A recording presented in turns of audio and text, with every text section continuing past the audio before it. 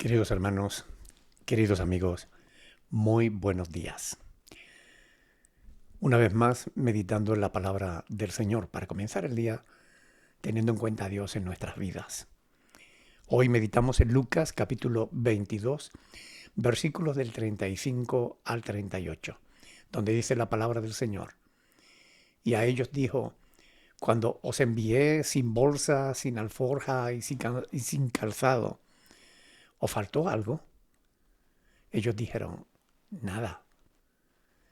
Y les dijo: pues ahora el que tiene bolsa, tómela, y también la alforja. Y el que no tiene espada, venda su capa y compre una. Porque os digo que es necesario que se cumpla todavía en mí aquello que está escrito. Y fue contado con los inicuos, porque lo que está escrito de mí tiene cumplimiento. Entonces ellos dijeron: Señor, aquí hay 2 espadas. Y él les dijo: basta. Hasta aquí la palabra del Señor. Jesús está dando las últimas instrucciones a sus discípulos más allegados. Ahora las cambia respecto a lo que les había dicho antes, cuando los envió a predicar el Evangelio por las ciudades. Al principio no les permitió llevar bolsa, es decir, dinero, ni forja, es decir, alimentos, ni calzado. Se trataba de un viaje misionero breve en el que su fe sería probada, la fe de ellos.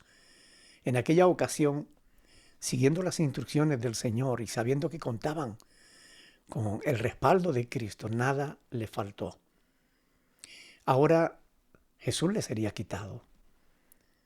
Por eso les ordena que vayan bien preparados para el camino, que sería mucho más largo y complicado, ya que Jesús no estaría con ellos físicamente y tendrían que enfrentar situaciones muy difíciles, hostiles, y no podían contar siempre con la hospitalidad de otros, por lo que se verían en la obligación de valerse por sí mismos. En el verso 35, Jesús les estaba diciendo que Él había sido su proveedor. De ahora en adelante, ellos debían proveer para sí mismos y para los que los sigan. El libro de los Hechos de los Apóstoles da testimonio de que esto fue exactamente así. De modo que a partir de entonces debían llevar todo lo necesario por causa del odio y la persecución de las autoridades tanto judías como romanas. La enigmática frase de "el que no tiene espada venda su capa y compre una" ha sido interpretada de diferentes formas.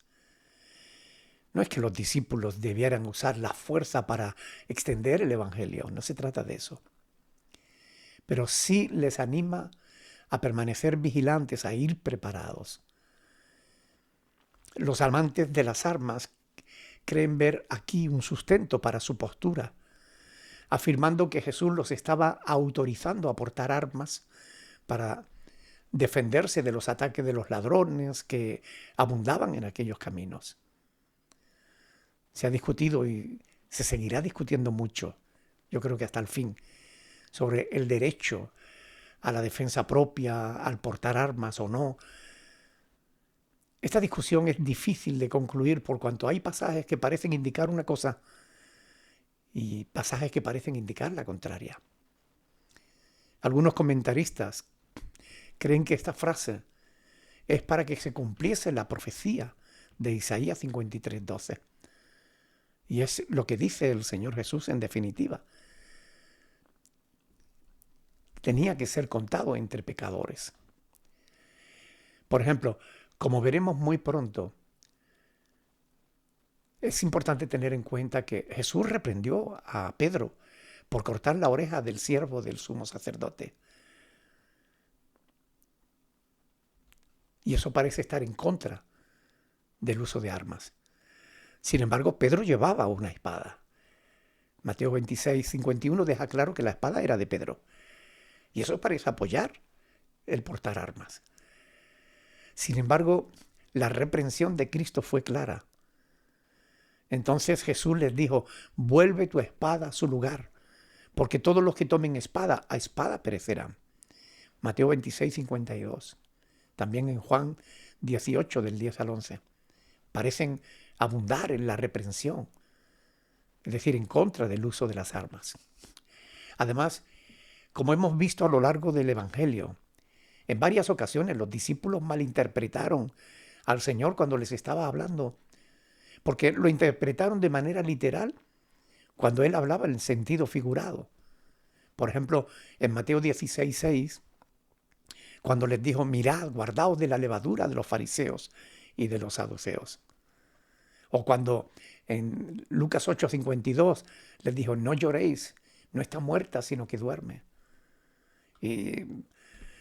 O en Juan 2, 19, cuando les dijo, destruid este templo y en 3 días lo levantaré. Podría poner muchísimos ejemplos de cómo los discípulos malinterpretaban las palabras del Señor con frecuencia. Pero no fue Jesús quien enseñó que debíamos amar a nuestro prójimo y aún a nuestros enemigos. Difícilmente incitaría al uso de las armas. Pero es mi opinión personal. En estas cuestiones tenemos que ir a los valores, a los principios bíblicos. Y los principios bíblicos parecen indicar lo contrario. Es decir, no que tengamos que defendernos a capa y espada, sino que mejor seamos capaces de sufrir al enemigo. Pero como digo, es mi opinión personal. Cuando ellos dijeron, aquí hay 2 espadas, Él dijo, basta. Y yo creo que debe ser interpretado sinceramente como que nuevamente lo estaban malinterpretando. No creo que Jesús estuviese hablando de manera literal en ese sentido. Ahora, queridos hermanos y amigos, hasta entonces, todos los ataques que habían sufrido iban dirigidos contra Jesús. Y Jesús los defendió, pública y privadamente. Pero a partir de su sacrificio, los apóstoles serían lanzados, todos los ataques serían lanzados contra los apóstoles, contra los 11 discípulos. Y todos aquellos que siguieran a los apóstoles también serían atacados, perseguidos. Pero no olviden que Jesús continúa bendiciendo a sus discípulos desde la casa del Padre. Aunque ya no esté físicamente con nosotros, sí lo está en la persona de su Espíritu Santo. Recuerden que Él dijo, no os dejaré ni os desampararé. Y también dijo, estaré con vosotros todos los días hasta el fin del mundo. Aunque la situación es distinta, muy distinta. Ya no lo tenemos cerca para hacerle tantas preguntas como pudieron hacerle los apóstoles. Ya no le vemos hacer prodigios y señales como ellos le vieron hacer. Aunque el Señor continúa haciendo milagros, pero los hace desde el cielo. Por tanto, no estamos solos. Tenemos su presencia en nuestras vidas y también tenemos su palabra escrita en la cual meditamos cada mañana. Yo pido a Dios que nos ayude a entender su palabra y a ponerla por obra, para que su gloria y su honra sea exaltada. Y lo pido en el nombre de Jesús. Queridos hermanos, disfruten de este hermoso día que Dios ha creado. Mediten en estas cosas profundamente. Guíense de los valores, de los principios bíblicos. El Señor Jesús nos manda orar, bendecir, hacer bien, incluso a los que nos ultrajan y nos persiguen. Que Dios les bendiga.